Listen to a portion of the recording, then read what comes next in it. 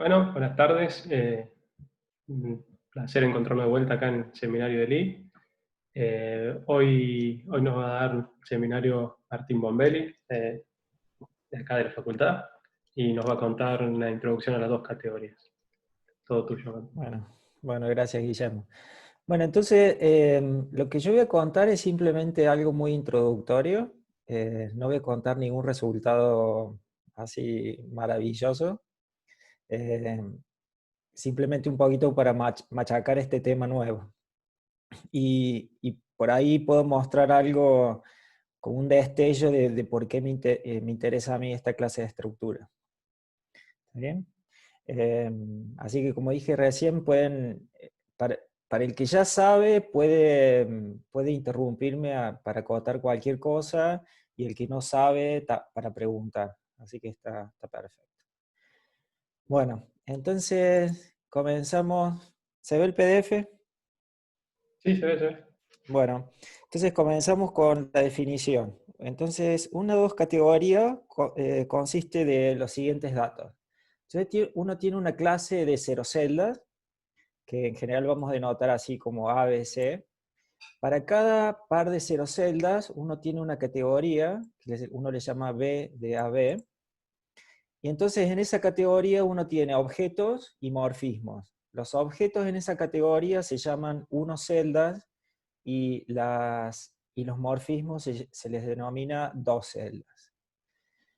Para cada cero celda A, uno tiene un objeto distinguido en esta categoría, B de A, que juega el rol de unidad de una categoría monoidal, por ejemplo. Para cada par de cero celdas ABC, uno tiene un funtor de composición. Por supuesto que ahí el circulito, uno le debería denotar circulito sub ABC, porque depende de ABC, pero para no hacer la notación como más cargada, uno lo deja sin nada. Ese funtor, composición, es asociativo y unitario en el sentido estricto. Es decir, como pongo en estas dos igualdades, que donde pongo el paréntesis hay una igualdad. ¿Está bien? Es como en el caso de una categoría monoidal estricta. Y la unidad también es estricta en este sentido. Acá me faltó igual a X. Ahí debería decir eso es igual a X. Bueno, entonces eso es una dos categorías. Una pregunta, Martín. Cuando Sí, esas igualdades no son estrictas, sino que son, salvo alguna transformación natural o algo así, los functores esos, ¿qué nombre reciben si no es dos categorías? eh, ah, ¿Cómo no se sé las si conoce? se ve ahí abajo. Dice, la versión no Ah, estricta. justo estaba ahí, perdón, no lo había visto.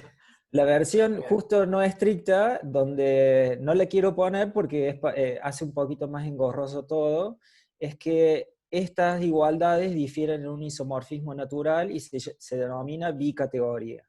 Y hay un teorema igual al de MacLane que dice que toda bicategoría es biequivalente a una dos categoría en el sentido estricto como esta. ¿Está bien? Martín, Sí, eh, ¿esto es lo mismo que una categoría enriquecida en la categoría de categorías? exacto, sí, exacto, exacto. Bueno, Yo tengo una. ahora, Es una pregunta, no es una afirmación. Yo no estoy seguro si es cierto. sí, sí, sí, es cierto. Por la definición esa pareciera que sí. O sea, porque en la categoría enriquecida pones igualdades estrictas. Claro, La noción de bicategoría ya no sería enriquecida, sería otra cosa. claro. Bueno, entonces un par de observaciones es que si tomamos una dos categoría y nos fijamos en esta y una cero celda A, entonces la categoría B de A con esa composición resulta una categoría monoidal estricta. Y más aún, si uno toma otra cero celda C, entonces tengo la categoría monoidal B de A, y tengo la composición ahora va de B de A por B de CA en BCA, entonces esa categoría B de CA es como una representación estricta de la categoría monoidal B de A. Ahí lo puse entre comillas porque no coincide con la definición de categoría módulo que nosotros estamos acostumbrados, le faltan otros axiomas, pero bueno, la idea es que uno tiene una especie de acción de una categoría en otra, y que como es estricta, por eso le pongo, es una representación estricta. Martín, una pregunta, pero ya vieja. ¿La compatibilidad entre las dos composiciones se deduce de alguna de las cosas que dijiste antes? Yo te digo, Creo tenés que como- sale directamente de pedir que sean functores, Claro, claro. compatibilidad. No sé qué compatibilidad estás pensando, pero... que yo puedo ir de A a B y de B a C, y tenés una celda que va de A a B y una que va por abajo, y después tenés una de B a C y dos cositas más chiquitas, entonces puedes hacer la composición horizontal y después la vertical. Claro, ese es el hecho de que el cerito ese es una composición, es un functor, perdón, entonces respeta las composiciones de las categorías. Bien. ¿Está bien? Usualmente en dos categorías, uno, por si ven algún trabajo, la composición de los morfismos se los denota por juxtaposición, entonces se evita usar ese cerito, que sería como el producto monoidal, digamos. Bueno. Perdón, yo también quería decir, ¿estás seguro eso de que no hay que pedirlo como axioma a esa compatibilidad? Que directamente uno puede decir, esto es un funtor, entonces vale la compatibilidad, porque yo siempre la veo como que, y además esto, ¿no? Nunca estoy seguro, nunca te la cuenta. Sí, no estoy seguro lo que tenés en la cabeza de compatibilidad, pero la definición de dos categorías es esa, no hay nada más. La que... Yo creo que necesitas compatibilidad en la parte no estricta. Ahí sí lo tenés que poner explícitamente, pero si pones estricto me parece que sale automáticamente a pedir que sea funtor. Lo único en la definición de bicategoría es que existen los isomorfismos de asociatividad y unidad que no son estrictos. Después de ahí no hay ningún axioma más. Claro, estamos todos diciendo compatibilidad y por ahí no está escrito. Yo me parece que digo lo mismo que Guille, ese axioma que dice que componer horizontalmente y después verticalmente es lo mismo que componer verticalmente y después horizontalmente en el contexto en el que todas esas cosas se pueden hacer. Claro, sí, no, eso es el hecho de que el cerito es un funtor. Es como una especie de distributividad del cerito con respecto a la composición de funciones. Claro, si Perfecto. uno lo piensa con producto tensorial, digamos, como si eso fuera un producto tensorial, tiene Sí. sentido, ¿no? Claro. Es como es eso. Muy bien. Muy bien. Bueno, entonces vamos por algunos ejemplos básicos. El ejemplo que uno tiene que tener en mente de categorías es la categoría de categorías. Eso es dos categorías. Entonces, las 0 celdas son las categorías. ¿Está bien? Y para cada par de categorías, uno tiene una categoría que es la categoría de functores. ¿Está bien? Entonces, los objetos, las 1 celdas son functores entre la categoría A y B, y los morfismos son las transformaciones naturales. Y ahí no digo quién es la composición, pero la composición es la composición de functores y la composición de transformaciones naturales. Y el objeto, digamos, 1 es el functor identidad para cada categoría. Si uno tiene un cuerpo K, entonces uno puede, en algún sentido, considerar subcategorías que se denotan A sub K y A sub K, que son las dos categorías de categorías K-lineales aditivas y abelianas, respectivamente. Y también uno puede considerar adentro de esas las finitas, etc. Uno, digamos, tiene un mundo adentro. Después, otro ejemplo es si uno parte de una categoría tensorial seca, una categoría monoidal, entonces uno tiene dos categorías asociadas que tiene una sola 0 celda, que yo ahí le llamé con una estrella. Entonces, la única 0 celda es estrella, entonces tengo que decir cuál es la categoría asociada al par estrella-estrella, y esa es la categoría C. Y la composición es el producto monoidal de la categoría. Una pregunta, ¿por qué para eso hay que pedir tensorial y no te basta con monoidal? Sí, debería haber escrito monoidal estricta. ¿Está bien? Ah, Ahí está bien. me confundí yo. La otra es un poco por la razón por la cual yo me empecé a interesar en estas estructuras, es la siguiente, dada una categoría tensorial C, uno considera las dos categorías de categorías módulos sobre C. Entonces, las 0 celdas son las categorías módulos sobre C. Entonces, para cada par de categorías módulo, entonces uno tiene una categoría que es la categoría de functores y transformaciones naturales entre ellos. ¿Sí? Y como composición de functores de módulos es de módulo, y composición de transformaciones naturales de módulos vuelve a ser de módulo, entonces esa es una dos categorías. Y es una, digamos, es una bicategoría estricta en este sentido. Todas estas son estrictas. Bueno, entonces ahora viene un poco, tenemos el objeto y tenemos que definir entonces qué serían los morfismos. Cuando uno ve categorías, uno tiene dos niveles que son los objetos y los morfismos. Entonces, cuando uno define functores entre categorías, uno tiene dos familias de cosas. Una cosa que asigna a los objetos un objeto y otra los morfismos a los morfismos. O sea, acá como tenemos tres capas, lo que le llamamos, digamos, una flecha entre dos categorías, va a tener tres niveles. Entonces, un pseudofunctor bueno, se le pone un par, pero al F uno le abusa la notación y le denota por tres cosas, por dos cosas. Y un alfa, entonces el F va a ser una función que manda 0 celdas en 0 celdas. Y después para cada par de 0 celdas y B, uno tiene un functor F sub AB, y usualmente uno se olvida de este sub AB en la notación y directamente le pone como F, al igual que la notación de categoría, que es un functor que va de la categoría B de AB en B tilde de F de A a F de B. Y acá, por supuesto, uno le pide que estos functores respeten la composición Cerito vía unos isomorfismos naturales que cumplen este axioma como de dos cociclos. Ese es como lo que uno tiene para functores entre categorías tensoriales o monoidales, digamos, Sí, ¿no? sí, Es el igual, análogo. igual. Exacto.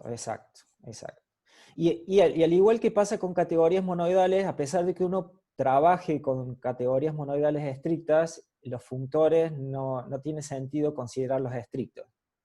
O sea, es demasiado restrictivo.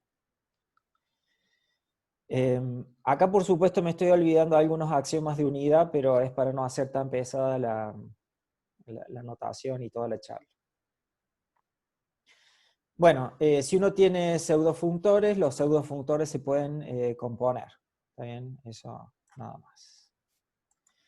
Entonces veamos algunos ejemplos de pseudofunctores. Entonces, si uno tiene dos categorías monoidales, C y D, y uno tiene un functor monoidal, eso induce un pseudofunctor de las dos categorías que poseían un solo objeto.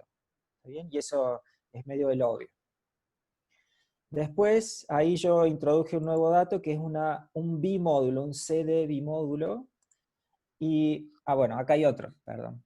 Entonces hay otro ejemplo de pseudofunctor, que es que el que va de la categoría de representaciones de C en las dos categorías de categorías abelianas, y que sería el pseudofunctor de olvido, o sea, que a cada 0 celda la manda en ella misma, donde me olvido de la estructura de categoría módulo. Por supuesto que no escribí cuánto valen en los functores, pero es el obvio. A un functor de módulos lo manda en el functor, sin la estructura de módulos. Ahora sí, en el tercer punto, tomo M, un C de bimódulo, y me voy a construir un pseudofunctor que va de la categoría, de las dos categorías representaciones de C a la de D, que manda un objeto n en la categoría de functores de C módulos de M en N. Entonces uno debería decir cuál es la acción de D sobre esta categoría de functores, y la acción viene dada por la acción a derecha de M, al igual que uno haría con álgebra. Y falta decir, entonces, cuáles son los functores para cada par de cero celdas n y n'.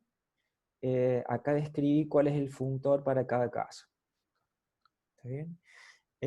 Este en categorías tensoriales es usual cuando uno quiere traspasar representaciones de una categoría tensorial en otra.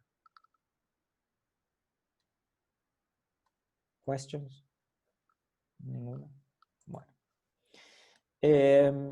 Al último puse la definición de qué es considerada una representación de una o dos categorías, B, y se la define como un pseudofunctor a algo. Ahí yo puse las dos categorías de categorías abelianas, pero podría haber sido aditivas o aditivas finitas, o etcétera, o cosas.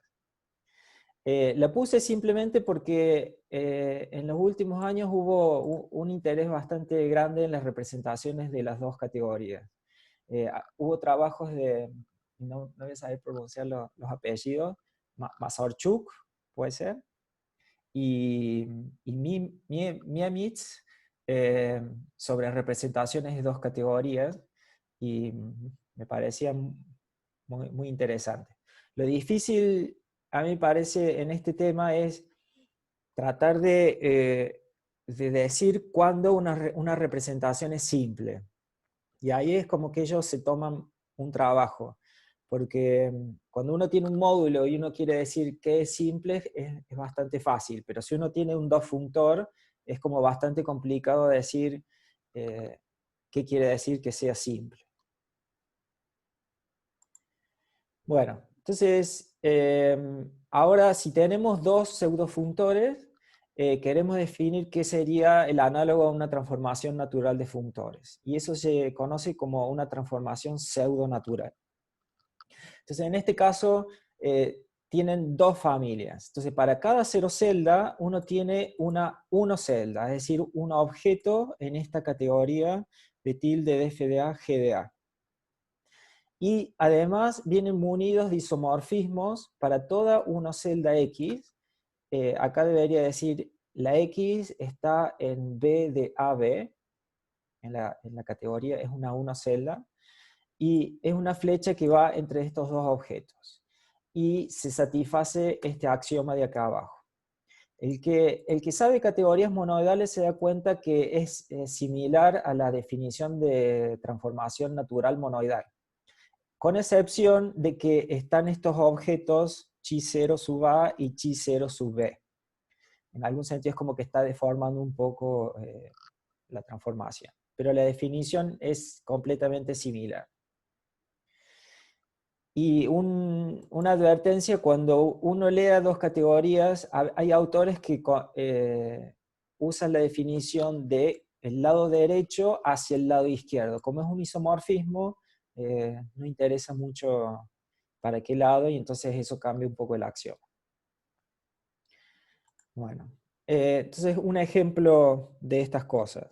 Supongamos tener una categoría tensorial y dos functores FGI tensoriales. Entonces, estos functores tensoriales me inducen pseudofunctores de las dos categorías que tienen un solo objeto, que le llamamos C barra.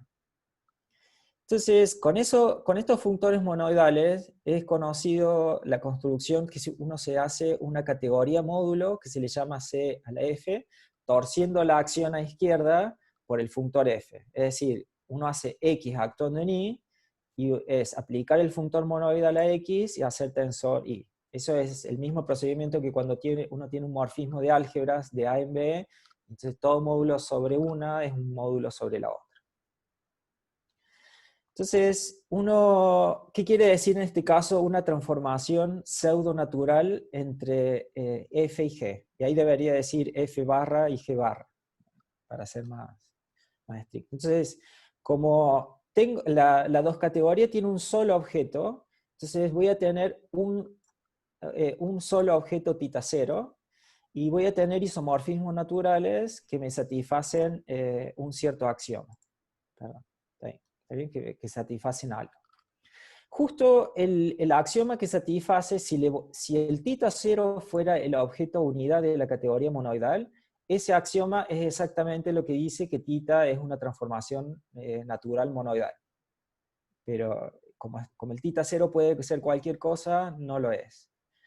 Entonces, si uno define tita sombrero de estas dos categorías módulos construidas a partir de estos functores monoidales, y donde el tita sombrero es multiplicar por este objeto tita 0, entonces uno puede ver que este tita sombrero en realidad es una transformación natural de módulo.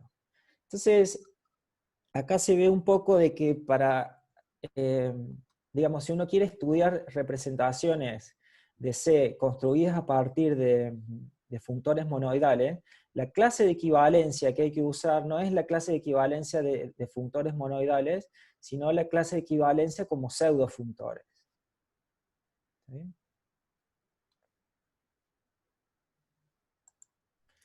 Bueno, entonces ahora tenemos otro nivel. Como en estas dos categorías tenemos 3 niveles, y ahora nos dan, digamos, tenemos para cada transformación pseudonatural tenemos que decir qué sería un morfismo entre las transformaciones pseudonaturales. Y eso es lo que se conoce como modificaciones.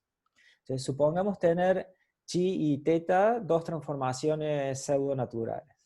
Entonces, una modificación entre ellas, y usualmente se la denota con una flecha doble, porque ella misma es una dos celda en una dos categoría.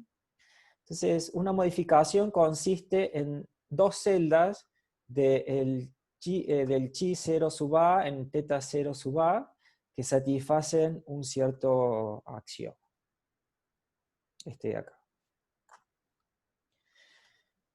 Bueno, entonces, si todos los omega sub a son isomorfismos, porque estos son dos celdas en una categoría, entonces si cada uno de ellos son isomorfismos, uno dice que la transformación pseudonatural es equivalente, la chi es equivalente a la teta. No me pase nada. Bueno, entonces ahora habría que ver, yo no lo dije, pero la composición de pseudofunctores uno casi la puede adivinar. Entonces, ¿qué sería componer en este caso transformaciones pseudonaturales? Entonces, supongamos tener 3 pseudofunctores, f, f' y f'', y tenemos transformaciones pseudonaturales chi y beta, como están escritas ahí. Entonces, ¿cuál sería la composición? Y la composición en efecto se escribe como ese cerito de vuelta, porque esto al final produce una nueva dos categoría. Y la dos composición, entonces tengo que definir cuál sería el cerito sub a y cuál sería el sub x para toda una celda x. Entonces, el cerito sub a se define como el cerito del beta 0 sub a y el chi 0 sub a, donde hay que ver que ese cerito ahora es el cerito de la dos categoría y el anterior el nuevo. Esta nueva transformación pseudonatural en X se define como esta composición. Entonces, uno dice que la transformación chi es una equivalencia si existe otra beta que compuesta al revés, entonces de los dos lados da la identidad. Y en tal caso uno dice que los pseudofunctores son equivalentes. Y esto todo viene para decir cuando dos categorías son bi-equivalentes. Entonces, uno dice que estas dos categorías B' son bi-equivalentes si existen pseudofunctores f y g, tales que la composición de los dos lados es equivalente con los functores de identidad. Y acá la palabra que se usa es biequivalencia, porque la palabra dos equivalencia está reservada para cuando el pseudofunctor tiene asociatividad estricta, tiene cuando la estructura del pseudofunctor es estricta. Bueno. Entonces, como había adelantado hace un rato, entonces si uno tiene una dos categoría, uno puede formar una nueva dos categoría, que es la dos categoría de pseudofunctores, de auto-pseudofunctores de ella misma. Entonces las 0 celdas son pseudofunctores, las 1 celdas son transformaciones pseudonaturales y las 2 celdas son modificaciones. De hecho, en realidad esto es una truncación de una 3 categoría. Cuando uno deja libre el B de las 2 categorías, uno considera todas las 2 categorías, eso da una 3 categoría. En algún sentido, porque hay como muchas 3 categorías.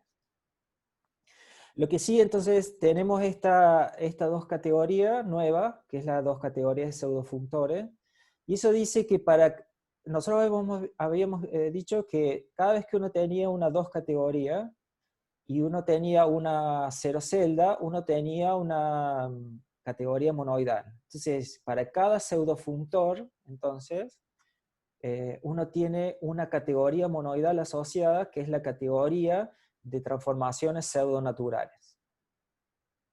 ¿Sí? Bueno. ¿Preguntas hasta ahora? Bueno, seguimos entonces. Bueno, pasa que estoy yendo medio rápido porque ya termino. Bueno, entonces una cosa que era muy interesante para mí era estudiar es el centro de una dos categorías. Bueno, entonces, dado una dos categoría, uno define el centro de esa dos categoría como la categoría monoidal de transformaciones pseudonaturales del functor identidad.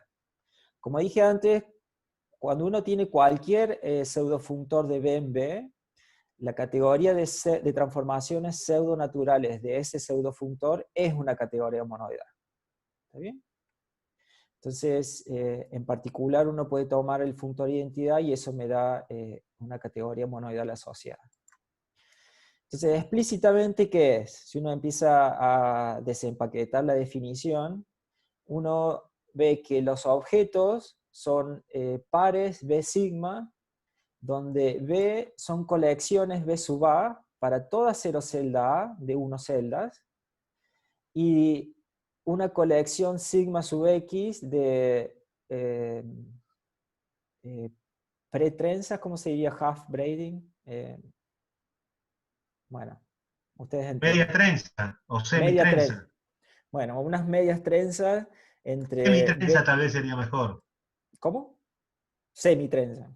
Semitrenza. Bueno, semitrenza que satisfacen estos axiomas. Entonces, acá uno ya se da cuenta que si la dos categoría tiene un solo objeto, entonces este B consiste solamente de una cosa, es decir, es un objeto, con una semitrenza. ¿Está bien? Y eso es el centro usual.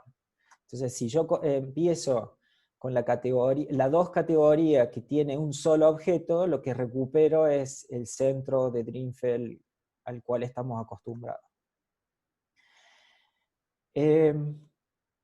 Entonces, el siguiente teorema dice lo que uno esperaría, que el centro de la categoría de representaciones de una categoría monoidal es monoidalmente equivalente al centro de Drinfeld de C. Eso para nosotros fue bastante útil. Y de hecho, este resultado para mí era bastante interesante porque para categorías de fusión trenzadas, el centro es un invariante. ¿Está bien? Sí. es un invariante bastante fuerte. Entonces, esto se puede usar en de ciertas maneras, de forma bastante útil. Por ejemplo, cuando uno considera, como dije antes, había representaciones de las dos categorías, y uno puede estudiar entonces representaciones de C-mod. Y uno puede empezar a hacer un juego Jordan Helder, o empezar a estudiar todo ese tipo, y uno puede entonces bajar a categorías monoidales aplicando el centro. Por supuesto, no estoy seguro que sea un invariante absoluto para cualquier categoría monoidal, pero para muchas es lo suficientemente fuerte. Bueno. Lo segundo, entonces, si uno tiene una biequivalencia de dos categorías, eso induce una equivalencia monoidal de los centros. Y acá la construcción es bastante fea, por eso no la voy a mostrar, pero hace uso fuertemente de que F es una biequivalencia. Es lo mismo cuando uno tiene un functor monoidal, entre dos categorías monoidales, eso no induce un functor monoidal de los centros, sino que para que uno pueda definir, para que ese functor baje a los centros, tiene que ser una equivalencia. Y acá lo mismo. Entonces, veamos algún ejemplo de este caso. Entonces, si uno tiene C y D dos categorías monoidales, y uno tiene un bimódulo invertible, entonces habíamos visto cómo construir un pseudofunctor de las dos categorías representaciones de C a las dos categorías representaciones de D, vía mandar a los functores de M en N. Y cuando la M es una categoría invertible, en ese caso uno dice que C y D son Morita equivalentes, entonces este pseudofunctor es una biequivalencia de dos categorías. Eso, en algún sentido, lo que está diciendo de que las teorías de representaciones de las dos categorías monoidales son equivalentes, y primero fue demostrado por Ostrich y Tingoff, pero sin usar el lenguaje de dos categorías. Ellos hacían como muy a mano, a nivel de, digamos, unos celdas lo que había que hacer, y sin decirlo de esta forma. Supongo que lo tenían en la mente. Entonces, estas dos equivalencias, si uno la baja a una equivalencia monoidal de los centros, produce el resultado conocido que uno sabe que los centros de categorías, el dual de una categoría monoidal es equivalente al centro original. Bueno, listo. Perdón si fui muy rápido.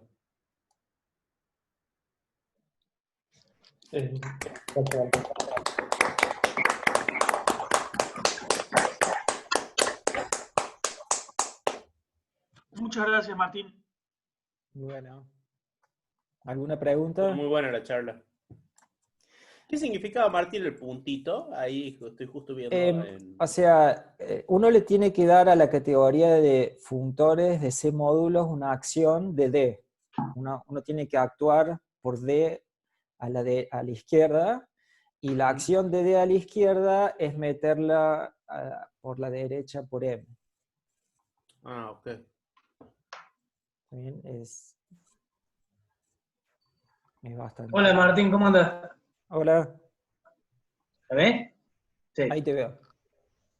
Yo no me veo, no sé por qué no veo. Una pregunta. Sí.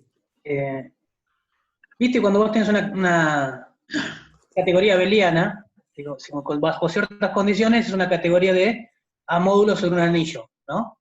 Sí.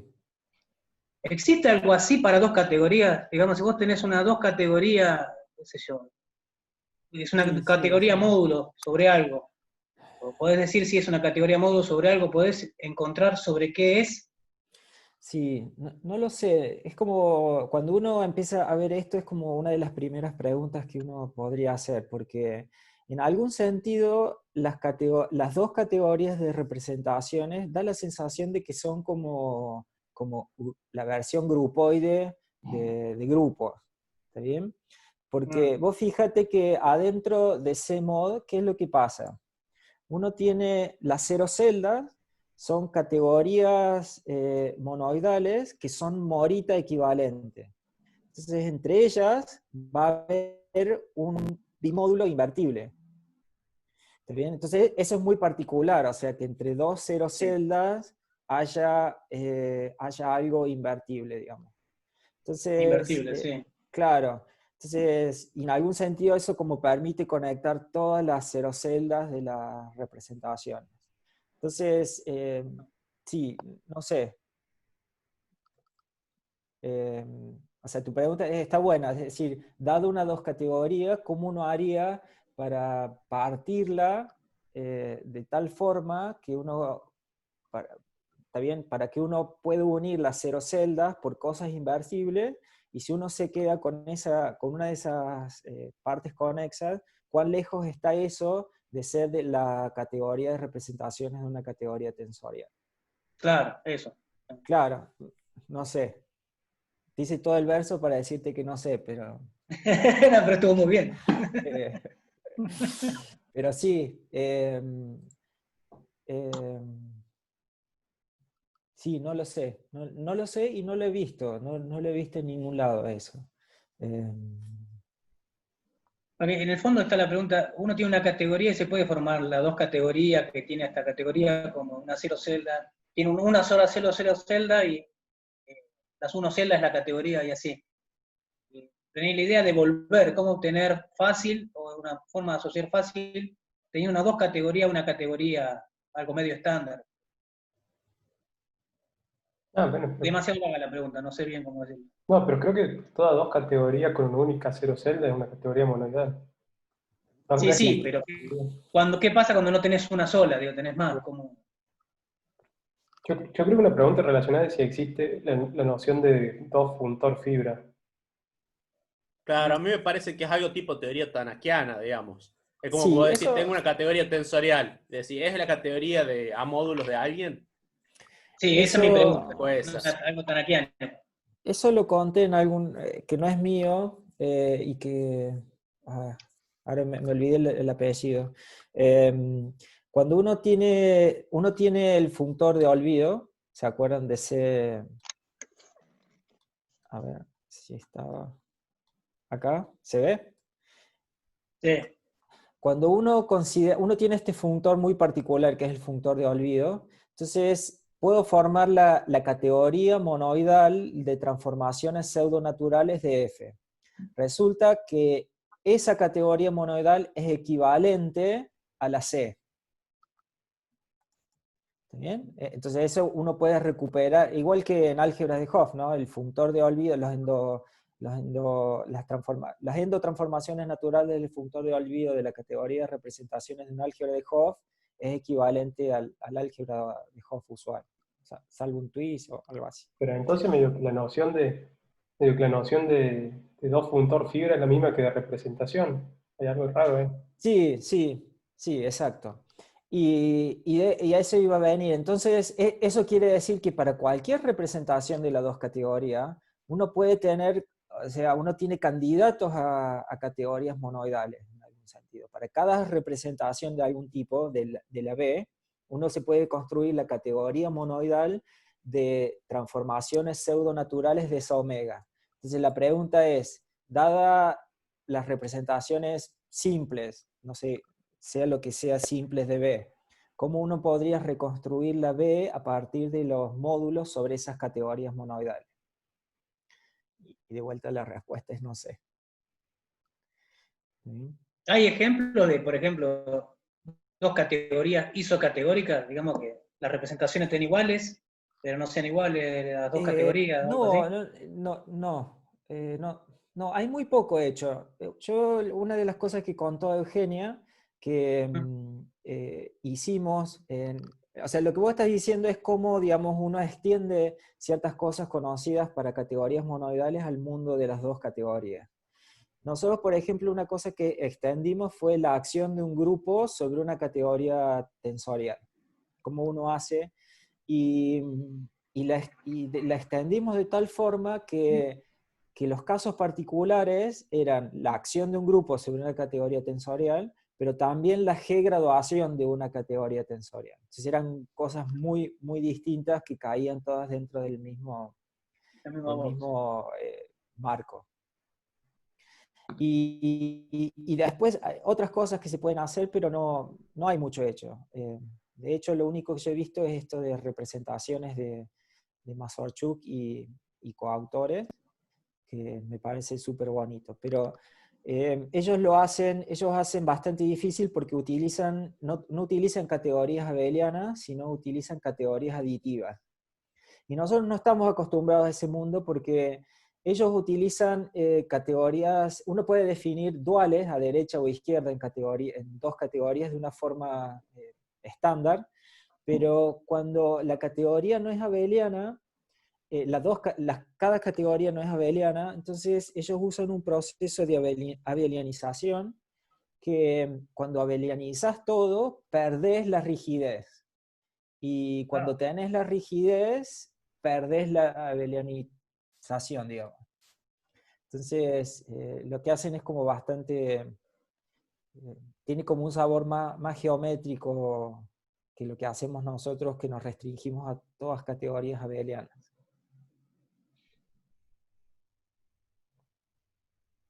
¿Y hay algo sobre hechos con categorías trianguladas? Eso tiene que ver más con cohomología. He visto, pero no he leído muy bien porque no entiendo. Pero sí, hay varias cosas también. Pero no te puedo decir nada porque no sé. Bueno, gracias. ¿Más preguntas?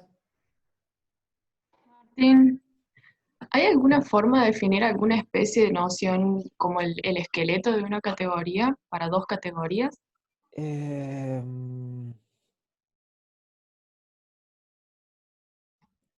No sé, había esto que si tenés 0 celdas equivalentes de alguna forma, quedarte con un representante de ahí y quedarte con las categorías que provienen de esos objetos. No sé si hay algo de eso.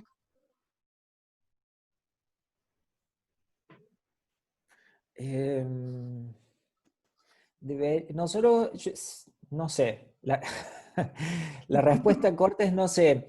Nosotros una vez haciendo este trabajo, la respuesta que te puedo dar es la siguiente. Nosotros a veces queríamos tener una especie de esqueletización en algún nivel, ¿está bien? Ya sea en 1 celdas, en 2 celdas.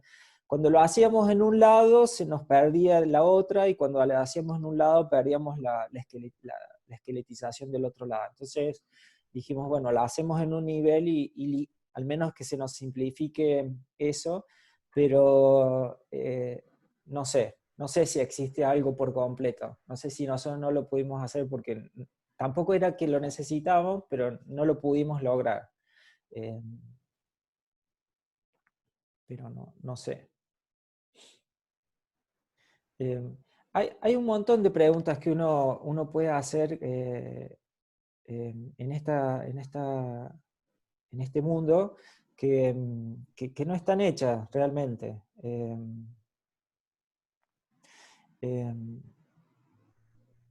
Les comento un poco por qué también uno de los últimos trabajos que hice con Noelia, nosotros queríamos calcular ciertas álgebras asociadas a una categoría tensorial, y hacerlo directamente parecía ser como muy, muy complicado. Entonces, una de las ideas que tuvimos era como pasar por el mundo de dos categorías y después, después bajar los resultados.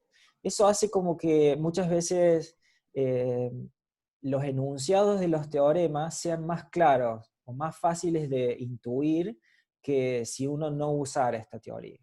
Eso, no sé si la teoría en sí es fuerte, pero eran súper claros cuál era el statement, digamos, que había que enunciar. Eso es una de las cosas que resulta bastante útil.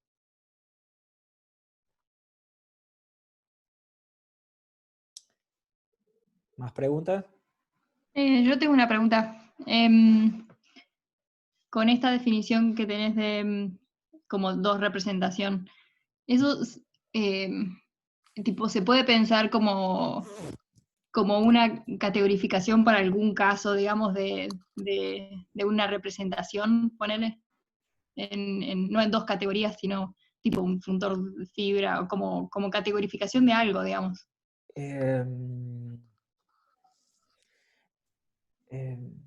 Claro, es como, sí, es como cuando uno ve, una acción de un álgebra en un módulo, uno lo ve como un morfismo de módulo de álgebras, del álgebra, digamos, A, en la álgebra de endofuntores. ¿Está bien? Lo que pasa es que acá no tenés una categoría de endo cosas, entonces directamente lo que se pone acá es la dos categorías de categorías abelianas. ¿Está bien? Y el ejemplo que uno puede tomar es, por ejemplo, este omega. ¿Está bien? Si uno hace ese omega y después del omega le haces el funtor de olvido, ¿está bien? Eso para cada m te da una representación de ese modo. ¿Está bien? Entonces, en algún sentido ahí se puede. Pero sí, así verlo como una categorificación, no sé cómo hacerlo.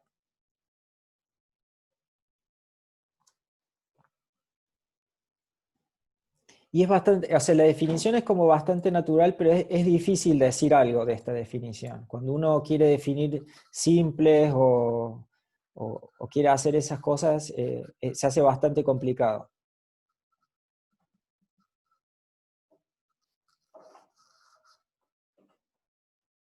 ¿Más preguntas?